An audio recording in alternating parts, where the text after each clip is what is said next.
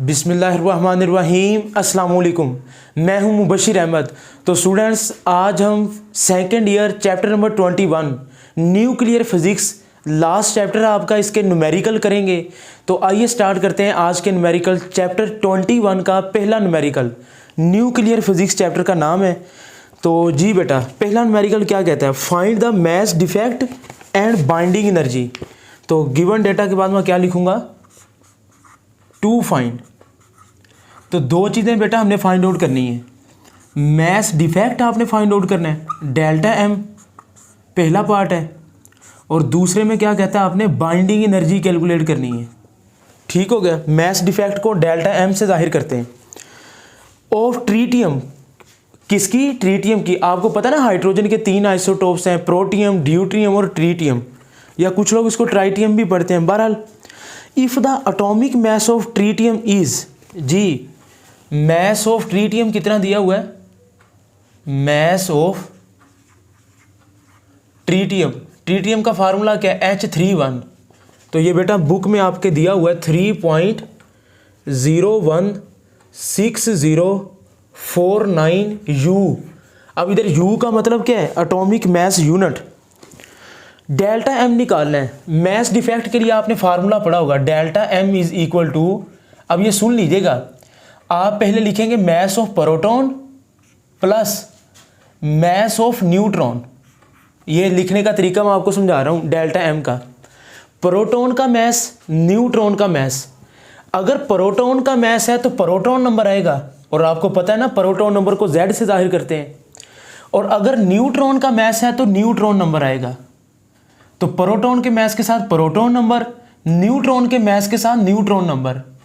तो प्रोटॉन और न्यूट्रॉन के मास को जमा करके माइनस मास ऑफ न्यूक्लियस। अब ये कौन सा न्यूक्लियस है? ट्रीटियम का।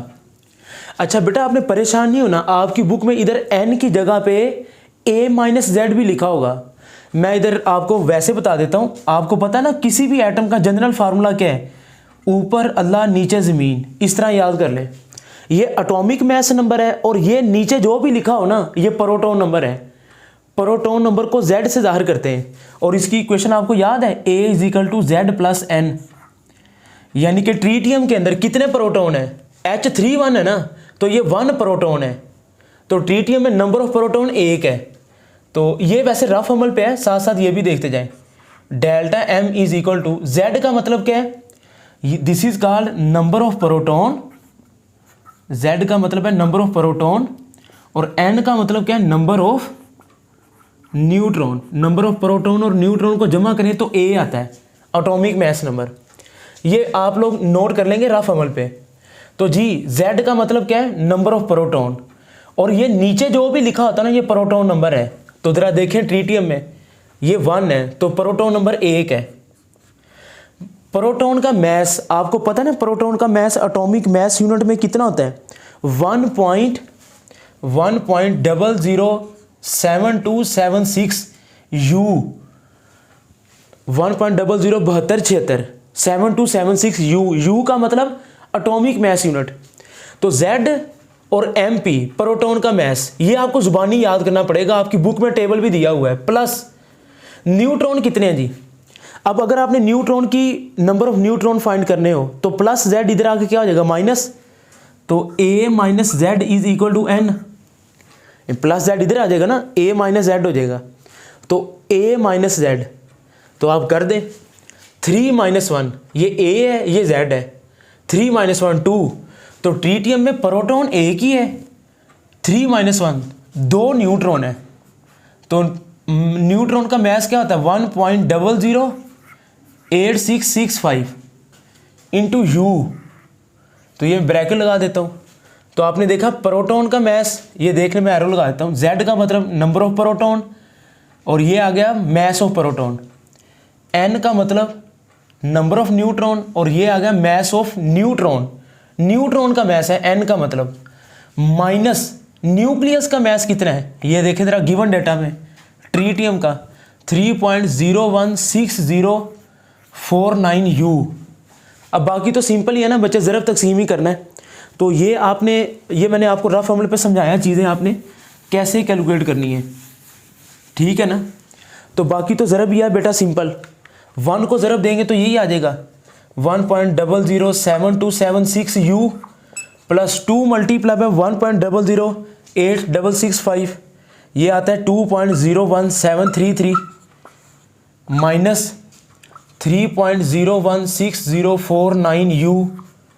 ठीक है, मैंने सिर्फ इसको 2 से ज़रब दी है, अब दोनों को जमा कर दें प्लस 1.00726 तो बेटा ये आपके पास आ जाएगा डेल्टा एम, आपके पास इन दोनों को जमा करने से आ जाएगा 3.024606 माइनस 3.01649 u।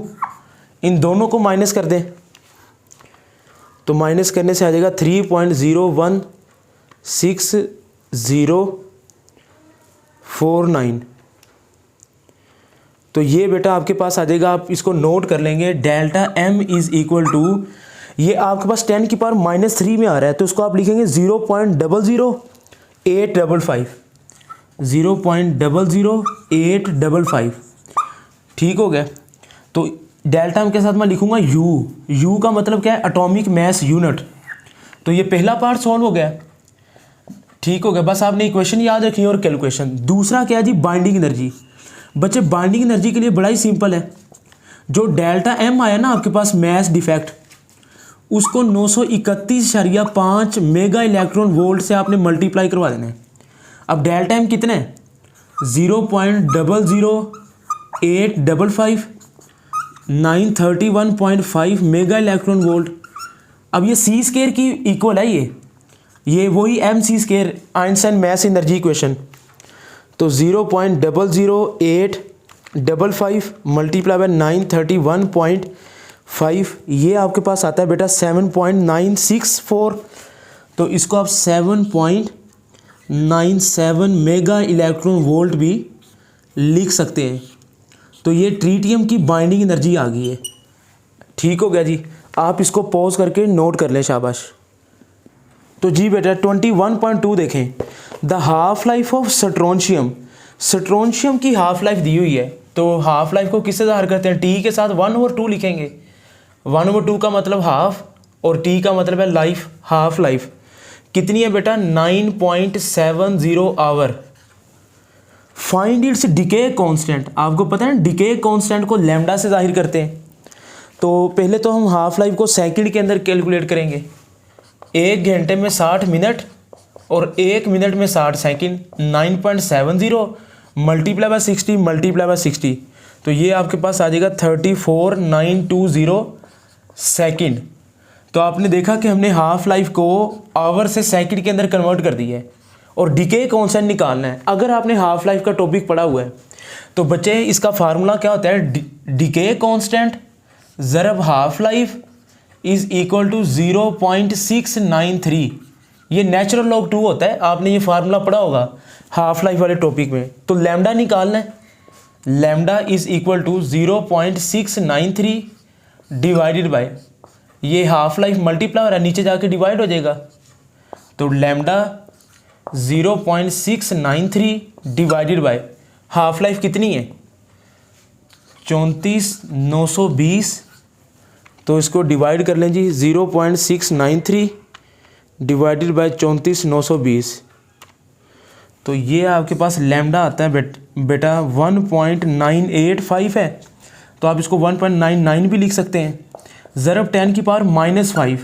अब इधर बच्चे गलती पता क्या करते हैं, वो लैम्डा का यूनिट मीटर पुट करवा देते हैं। ऐसा नहीं है, ये वेवलेंथ नहीं है, ये डिके कांस्टेंट है। और बच्चे डिके कांस्टेंट का यूनिट होता है पर सेकंड। तो इधर आपने ख्याल करना है, गलती नहीं करनी। डिके कांस्टेंट का यूनिट क्या है, पर सेकंड।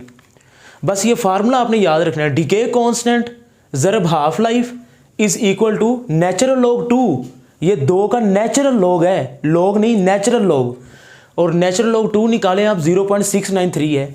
बस ये फार्मूला आपने ज़ुबानी याद कर लेना है, पॉज करके नोट करें।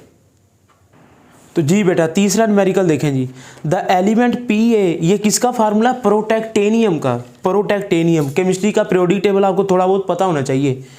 कहता है जी the element protactinium is unstable and decays a beta emission.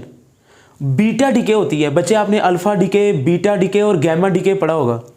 With the half life, protactinium की हाफ लाइफ कितनी है जी? टी के साथ 1/2 लिखूंगा, तो ये कितनी है? 6.66 आवर। ठीक हो गया। State the nuclear reaction and daughter nuclei, यानी कि न्यूक्लियर रिएक्शन आपने लिखना है। 2 फाइन में हम क्या लिखेंगे? न्यूक्लियर रिएक्शन लिखना है। ठीक है, एक तो न्यूक्लियर रिएक्शन फाइंड आउट करना है और नंबर 2 डॉटर एलिमेंट लिख लें। डॉटर एलिमेंट या डॉटर न्यूक्लियाई, आपको पता है ना, ये आपने अल्फा डीके बीटा डीके वाला टॉपिक पढ़ा होगा, तो उसमें हम पढ़ते थे पेरेंट और डॉटर एलिमेंट। तो बच्चे हाफ लाइफ को आवर से सेकंड में कन्वर्ट करें। 6.66 मल्टीप्लाई बाय 1 घंटे में 60 मिनट और 1 मिनट में 60 सेकंड, तो ये आता है 23,976 सेकंड। इसका यूज़ तो नहीं है, अलबत्ता ये गिवन डेटा का हिस्सा तो है, तो हम इसको लिखेंगे।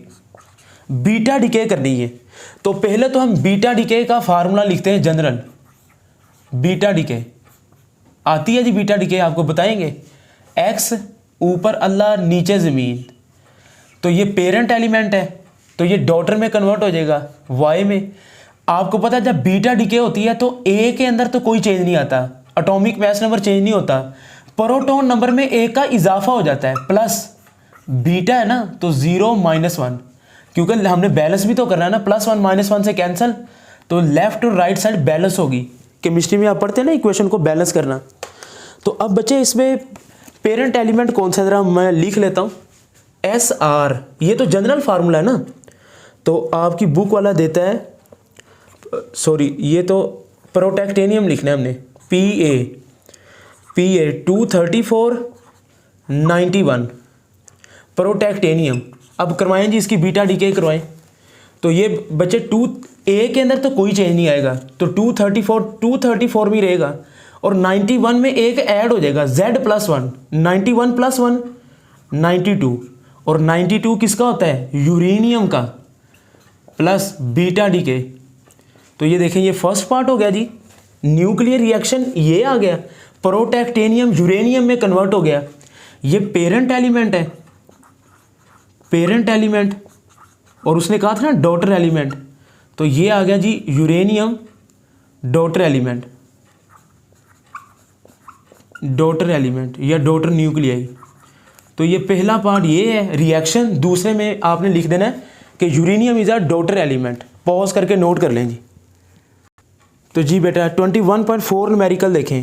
फाइंड द एनर्जी एसोसिएटेड, आपने डेल्टा ई निकालना है, एनर्जी निकालनी है। Find the energy associated with the following reaction. बेटा ये रिएक्शन दिया हुआ है, हम लिख लेते हैं। नाइट्रोजन 14(7) प्लस हीलियम He42, ये रिएक्टेंट है, और प्रोडक्ट में क्या बनता है? Oxygen 17(8) plus protium H11। Given data 2 find और solution.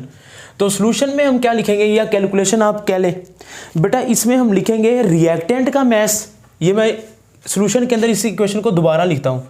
Nitrogen 14(7) plus helium He42 is equal to, या एरो का साइन 17(8) प्लस H11। ठीक हो गया जी। अच्छा, अब ये रिएक्टेंट है ना, तो मैं लिखूंगा डेल्टा एम। रिएक्टेंट का मैस माइनस प्रोडक्ट, तो इसको मैं लिखता हूं रिएक्टेंट माइनस प्रोडक्ट। अब रिएक्टेंट में क्या क्या है जरा तवज्जो करें, डेल्टा एम। अब रिएक्टेंट में क्या है? नाइट्रोजन है, तो मैं क्या लिखूंगा? Mass of nitrogen N14(7) plus mass of helium He42। Nitrogen plus helium minus, ये रिएक्टेंट आगे दोनों। अब ये प्रोडक्ट है, mass of oxygen O17(8) plus mass of protium H11। ठीक है बेटा। अब ये जो है ना नाइट्रोजन का मैस, हीलियम का मैस, ये जो मैंने आपके सामने लिखे हैं बच्चे, ये आप अपनी बुक खोलेंगे ना तो मैस स्पेक्ट्रोग्राफ उस टॉपिक के बिल्कुल साथ टेबल दिया हुआ है। ये अब मजबूरी है कि इनका कोई कॉन्सेप्ट नहीं दिया हुआ, ना कोई है ही है, आप किसी भी टीचर से बेशक पूछ लें। तो ये अब आपको ज़ुबानी याद करने पड़ेंगे, बच्चों को इसी पे थोड़ी सी परेशानी होती है।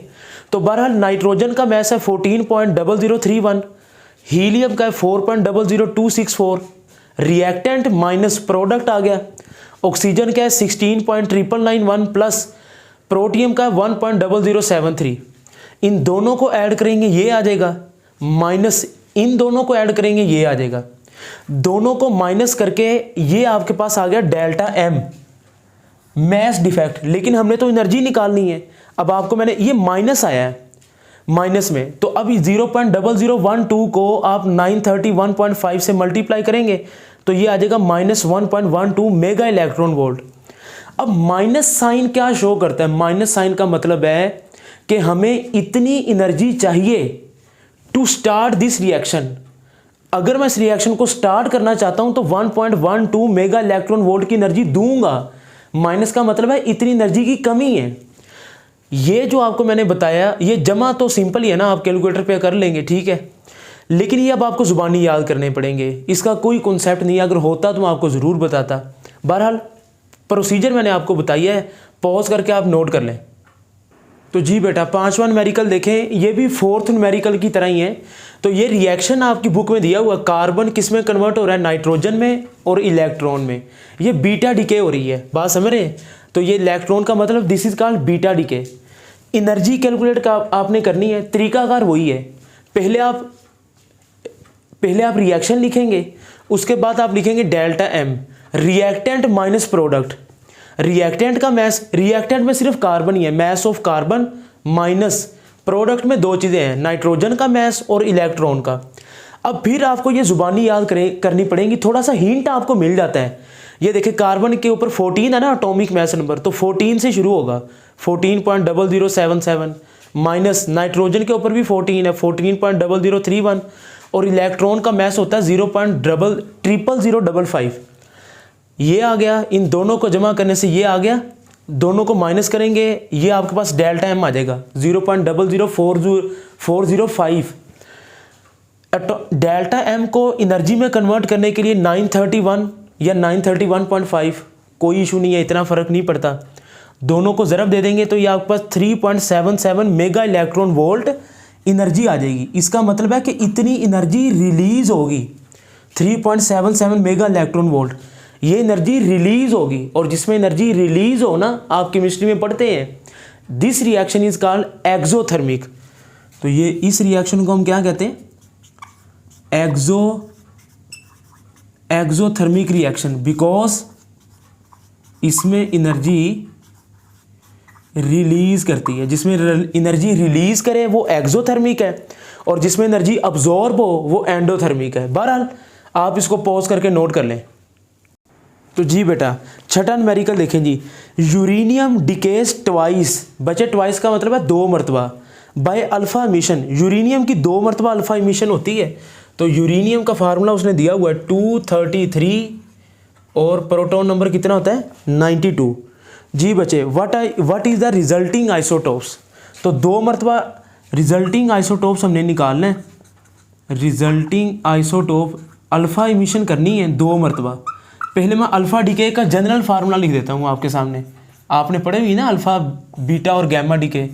एक्स ऊपर अल्लाह नीचे ज़मीन, ये पेरेंट डॉटर में कन्वर्ट हो जाएगा। जब अल्फ़ा इमिशन होती है ना तो ए में 4 नंबरों की कमी आती है, ठीक हो गया, और प्रोटॉन नंबर में 2 नंबरों की, A-4 Z-2।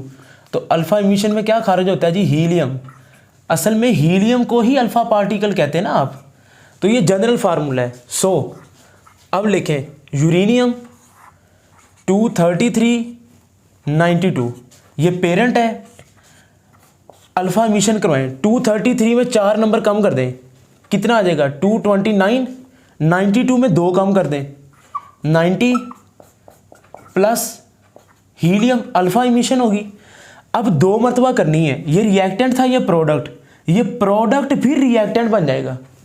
तो ये एक्स इधर आ जाएगा, 229 90 दोबारा अल्फा एमिशन करें, वाई में 229 में 4 कम कर दें, कितना आ जाएगा 225, और 90 में 2 कम कर दें 88 प्लस हीलियम, तो ये 1 टाइम ये 2 टाइम।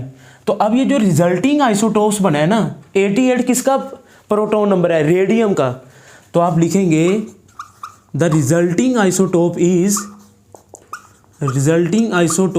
Is radium.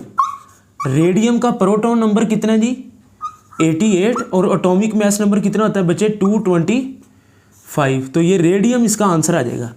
ठीक है, आप इसको पॉज करके नोट कर लें।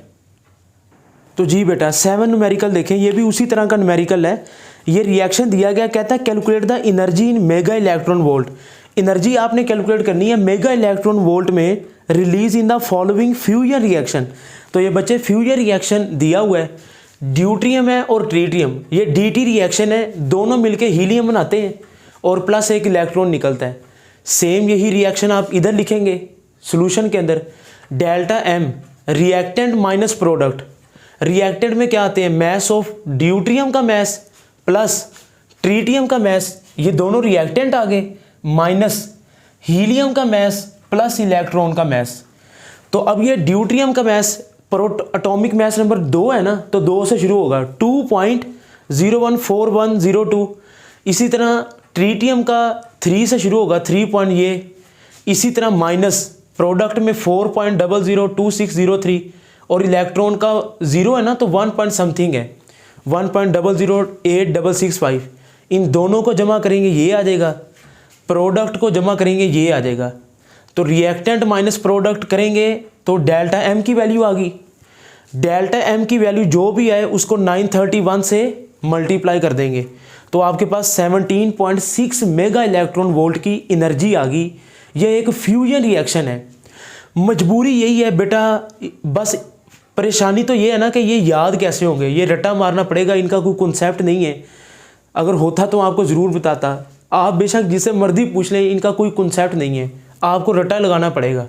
ये केमिस्ट्री वाले टीचर से भी बेशक आप किसी से पूछ लीजिएगा। बहरहाल मजबूरी है याद करना, आप पॉज करके नोट कर लें। तो जी बेटा 8 न्यूमेरिकल देखें जी। A sheet of lead 5 millimetre thick, thick कहते हैं मोटी, कहता है एक लेड की शीट है जो 5 मिलीमीटर मोटी है, तो थिकनेस को मैं x का नाम देता हूँ, इधर x1, तो कितनी है बेटा 5 मिलीमीटर। आपको पता ना मिली का मतलब क्या है, 10⁻³ मीटर। ठीक हो गया। रिड्यूस, रिड्यूस मतलब कम कर देना, वो 5 मिलीमीटर की जो शीट है ना लेड की, वो कम कर देती है intensity of a beam of gamma rays. कितना कम कर देती है 0.4, यानी कि ये मैं लिखूंगा I इजिकल टू आई, ये मैं लिखूंगा I is equal to 0.4 I naught, यानी कि आई नोड ओरिजिनल इंटेंसिटी का 0.4 कम हो जाएगी। ठीक हो गया, तो ये I की वैल्यू आ गई। नेक्स्ट क्या कहता है जी, नेक्स्ट कहता है बेटा find the half value of thickness of lead sheet, यानी कि वो लेड शीट की थिकनेस वो पूछ रहा है x2, एक वो थिकनेस दे रहा है, दूसरी वो पूछ रहा है। Which will reduce the intensity, जो कम कर दे half of its initial value. Half का मतलब है 1/2, अब 1/2 को 0.5 भी कहते हैं ना, तो इसको I1 कह लें, एक I2 है, 1/2 का मतलब 0.5 आई नोड। अब बच्चे आपको समझ आया, कहता है कि अगर थिकनेस 5 मिलीमीटर है तो उसकी इंटेंसिटी इतनी है 0.4, अगर इंटेंसिटी हाफ हो जाए तो फिर थिकनेस कितनी होगी। तो बच्चे आपने एक्सपोनेंशियल लॉ पढ़ा होगा, I is equal to I naught e की power minus mu X, this is called exponential law. ठीक है, interaction of radiation with matter में हमने ये बात पढ़ी है। तो I के साथ आप 1 लिख दें, I1 आई नोड e की power minus mu, mu constant है, तो x के साथ भी 1 लिखूंगा, I के साथ भी 1, I1 की वैल्यू पुट करवा दें, 0.4 I naught is equal to I naught e की power minus mu x1, I naught से आई नोड कैंसल, 0.4 e की power minus mu x1। e exponential को ख़त्म करने के लिए नेचुरल लॉग लेते हैं हम, तो आप लिखेंगे taking natural log on both side, तो बच्चे दोनों साइडों पे नेचुरल लॉग ले लें। Natural log 0.4 is equal to natural log e की power minus mu x1। Natural log और एक्सपोनेंशियल एक दूसरे के एंटी होते हैं, तो ये दोनों कैंसिल, और 0.4 का नेचुरल लॉग लेंगे तो ये आएगा माइनस 0.916, ये दोनों cancel, minus mu x1 minus से माइनस कैंसिल, तो 0.916 is equal to mu x1। This is equation number 1। Same यही प्रोसेस हम रिपीट करेंगे दूसरे के लिए। तो फिर यही इक्वेशन लिखूंगा मैं, I2 is equal to I naught e की पावर माइनस म्यू x2, यानी कि x के साथ भी 2, i के साथ भी 2। अब I2 लिखे, I2 कितने 0.5 आई नोड, तो ये सेम वही स्टेप है, 0.5 आई नोड आई नोड ई की पावर माइनस म्यू x2, तो I2 की वैल्यू पुट करवा देंगे 0.5 आई नोड। तो बच्चे आई नोड से I naught cancel, 0.5 is equal to e की पावर माइनस म्यू x2। ई खत्म करने के लिए taking natural log on both side, natural log on both side, दोनों साइडों पे आप नेचुरल लॉग ले लें, तो natural log 0.5 is equal to natural log e की power minus mu x2। Natural log और ई एक दूसरे से कैंसिल, तो 0.5 का नेचुरल लॉग कितना आ जाएगा बेटा, 0.5 का आ जाएगा minus 0.693 is equal to minus mu x2, minus से minus cancel, 0.693 is equal to minus तो कैंसिल हो जाएगा ना, mu x2। This is equation number 2। तो इक्वेशन 1 भी आ गई, इक्वेशन 2 भी। इक्वेशन ये वाली आपने याद रखनी है, ये जनरल इक्वेशन ये है, ठीक है, इसको एक्सपोनेंशियल लॉ भी कहते हैं। तो इक्वेशन 1 आ गई, इक्वेशन 2, x2 निकालना है ना, तो x2 को ऊपर रहने दें, तो आप डिवाइड कर दें जी, divide equation number 2 by 1, divide equation number 2 by 1, left को लेफ्ट से, राइट को राइट से, तो 2 को हम ऊपर रखेंगे, 2 की लेफ्ट साइड 0.693, 1 की left side 0.916 is equal to 2 की राइट म्यू x2, 1 की राइट म्यू x1। बच्चे म्यू से म्यू कैंसिल, इन दोनों को डिवाइड कर दें, 0.693 डिवाइडेड बाय 0.916, तो ये आ जाएगा जी आपके पास 0.7565 is equal to x2 over x1। x1 divide हो रहा है, इधर आके मल्टीप्लाई हो जाएगा, 7565 multiply by x1 is equal to x2, 0.7565। x1 की वैल्यू कितनी दी हुई है बच्चे, ज़रा नोट करें, x1 की वैल्यू थी 5 मिलीमीटर, तो 5 मिली का मतलब 10 की power minus 3 is equal to x2। अब ये 0.7565 को आप 5 से मल्टीप्लाई करवा दें, तो ये आ जाएगा जी 3.78 ज़रब 10 की power minus 3 is equal to x2। इसको रीअरेंज कर लें, x2 3.78, 10 की पावर 3 को मिली, और x2 का यूनिट डिस्टेंस का मीटर ही होता है ना। कहने का मतलब ये है कि अगर लेड शीट की थिकनेस 5 मिलीमीटर है तो इंटेंसिटी है 0.4। अगर इंटेंसिटी 0.5 हो जाए तो फिर आपको थिकनेस कितनी मिलेगी, 3.78। आप देखना पहले 5 है, अब 3 हो गई है, थिकनेस कम हो गई है, ठीक हो गया, क्योंकि इंटेंसिटी बढ़ गई है ना। तो आप इसको पॉज करके नोट कर लें। तो जी बेटा 9 न्यूमेरिकल देखें, radiation from a point source obeys inverse square law. बच्चे इनवर्स स्केयर लॉ आपने पढ़ा हुआ ना, I is inversely proportional to 1 over r square. Intensity का रेडियस के स्केयर से इनवर्स रिलेशन है, इसी को तो इनवर्स स्केयर लॉ कहते हैं। If the count rate at a distance, तो ये डिस्टेंस दिया हुआ है r1, कितने जी 1.0 मीटर या 1 मीटर, डिस्टेंस को r से ज़ाहिर करेंगे। From a Geiger counter, Geiger Muller counter आपने पढ़ा हुआ है, 360 काउंट पर मिनट, ये इंटेंसिटी है, this is I1, 360 counts per minute, ठीक हो गया। अच्छा, what will be its count rate at a 3 metre from a source. अब R2 दिया हुआ है, R2 कितना है जी 3 मीटर, I2 निकालना है। कहता है अगर डिस्टेंस 1 मीटर हो तो वो जो गीगर मूलर काउंटर है वो काउंट करता है श्वाओं को 360 1 मिनट में। अगर मैं 1 मीटर से 3 मीटर पे 1 मीटर से 3 मीटर पे चला जाऊं, डिस्टेंस बढ़ा दूं, तो आपने को पता है ना डिस्टेंस बढ़ाने से इंटेंसिटी कम होगी, तो लाजमी बात है कि आपका आंसर 360 से कम ही आएगा। बात समझ आई? तो I2 निकालना है। ज़रा तवज्जो करें बच्चे, I डायरेक्टली प्रोपोर्शनल का साइन खत्म करेंगे, कांस्टेंट आ जाएगा K/R²। सो अगर I1 है, I1 is equal to K/R1 का square, and this is equation number 1। I2 है तो K/R2 का स्केयर। तो हमने I2 निकालना है, डिवाइड इक्वेशन 2/1, 2 को ऊपर लिख लें, इक्वेशन 2/1। तो 2 की लेफ्ट साइड I2, 1 की लेफ्ट साइड I1, I2/I1, 2 की राइट K/R2 का स्केयर मल्टीप्लाई बाय। अब ज़रा गौर कीजिएगा, जब I1 पुट करवाऊंगा इधर तो वो उलट नहीं हो जाएगा, R1 का स्केयर ऊपर चला गया, K नीचे आ जाएगा, K से K कैंसिल, K से K कैंसिल, तो I2/I1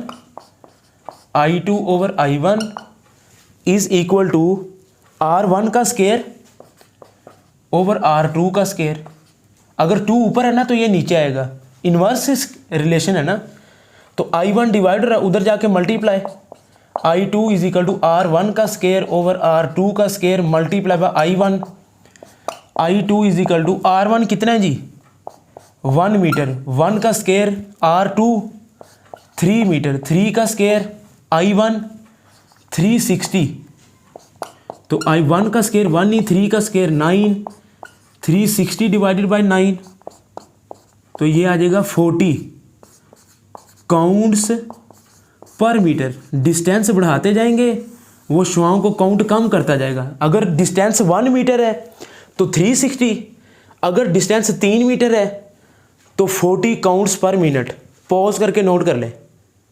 तो जी बेटा लास्ट न्यूमेरिकल है, ए 75 किलोग्राम पर्सन, एक आदमी है जिसका मैस कितना है जी 75 kilogram, receive a whole day whole body, तो वो अपने पूरे जिस्म में कितनी श्वाएं रिसीव करता है, रेडिएशन डोज, डोज कहते हैं ना खुराक को, तो इधर श्वाओं की खुराक है, डोज कितनी है बेटा 25 मिली रेड। और आपको पता है ना मिली का मतलब क्या है, 25 × 10⁻³ रेड। ठीक हो गया। अब रेड ये इसका ओल्ड यूनिट है। अब आपको पता है ना डोज का ऐसा यूनिट क्या होता है बच्चे, डोज का ऐसा यूनिट होता है ग्रे। तो 25 × 10⁻³ रेड को ग्रे में कन्वर्ट करने के लिए 0.01 से मल्टीप्लाई करेंगे। तो ग्रे ये साइंटिस्ट का नाम है लुइस हारोल्ड ग्रे, ये साइंटिस्ट का पूरा नाम है। मैं रेड से ग्रे में चला गया हूँ। रेड को ग्रे में कन्वर्ट करने के लिए 0.01 से मल्टीप्लाई करेंगे तो क्या आ जाएगा जी 24 मल्टीप्लाई बाय 0.01, तो ये बेटा आ जाएगा आपके पास 0.24 और 10⁻³ का मत को एज इट इज रहने दें ग्रे। तो grey is the SI unit of a dose. अच्छा जी, अब नेक्स्ट क्या कहता है आपको, कहता है कि अगर ये 2 फाइन थोड़ा सा नीचे ले आते हैं, डोज को मैंने कन्वर्ट कर लिया है alpha by alpha particles for which RBE relative biological effectiveness, RBE कितना इफेक्टिव है 12। कैलकुलेट, RBE का मतलब समझ आ गया, रिलेटिव बायोलॉजिकल इफेक्टिवनेस। अगर आपने ये थ्योरी पढ़ी आपको आते होंगे। तो 2 फाइंड अब्जॉर्ब डोज इन जोल, अब्जॉर्ब डोज निकालनी है जोल के अंदर, पहला part. And equivalent dose in RAM, ये कंडीशन लगाई हुई है जी, इक्विवेलेंट डोज इन रैम, रैम भी यूनिट है, रोइंटिजन इक्विवेलेंट इन मैन, रैम का मतलब। तो बच्चे डोज का फार्मूला तो आपने पढ़ा होगा, डोज का फार्मूला होता है D/E/m। अच्छा इधर D तो दिया हुआ है, इधर एनर्जी निकालनी है ना, तो इधर मैं E लिखूंगा, सॉरी इधर गलती होगी, तो ये E आएगा। बात समझ रहे। तो ई किसके इक्वल आएगा बताएं, D is equal to E over M, E is equal to M divider उधर जाके मल्टीप्लाई एम ज़रब डी। मैथ कितना है 75, उस इंसान का मैथ 75 है। डोज 0.24 ज़रब 10 की पावर -3, तो 75 मल्टीप्लाई बाय 0.24, 75 मल्टीप्लाई बाय 0.24 ये आता है बेटा 18 मल्टीप्लाई बाय -3, और 18 -3 का मतलब मिली, और एनर्जी का यूनिट जूल, तो 18 milli joule, 18 milli joule energy आ जाएगी उन शुआओं की। पहला पार्ट सॉल्व हो गया जी। बस आपने फार्मूला याद रखना है, D is equal to E over M. दूसरे में इक्विवेलेंट डोज निकालनी है बच्चे, आपको पता है ना, D E is equal to absorb dose multiply by R B ई।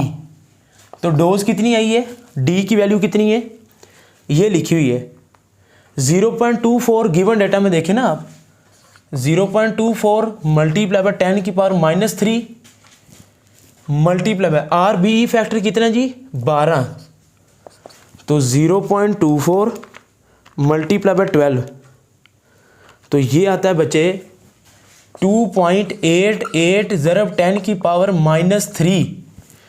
अब इक्विवेलेंट डोज का जो एसआई यूनिट होता है ना, वो होता है साइवर्ट। साइवर्ट साइंटिस्ट का नाम है, एस बड़ा और वी छोटा। लेकिन उसने एक शर्त ये कही है कि भाई इक्विवेलेंट डोज आपने साइवर्ट में नहीं बल्कि रैम में निकालनी है। तो साइवर्ट को रैम में कन्वर्ट करने के लिए हम 2.88 ज़रब 10 की पावर -3 साइवर्ट को रैम में कन्वर्ट करने के लिए 0.01 से डिवाइड करेंगे। तो बच्चे 2.88 डिवाइडेड बाय 0.01, तो ये मेरे पास आ जाएगा 288।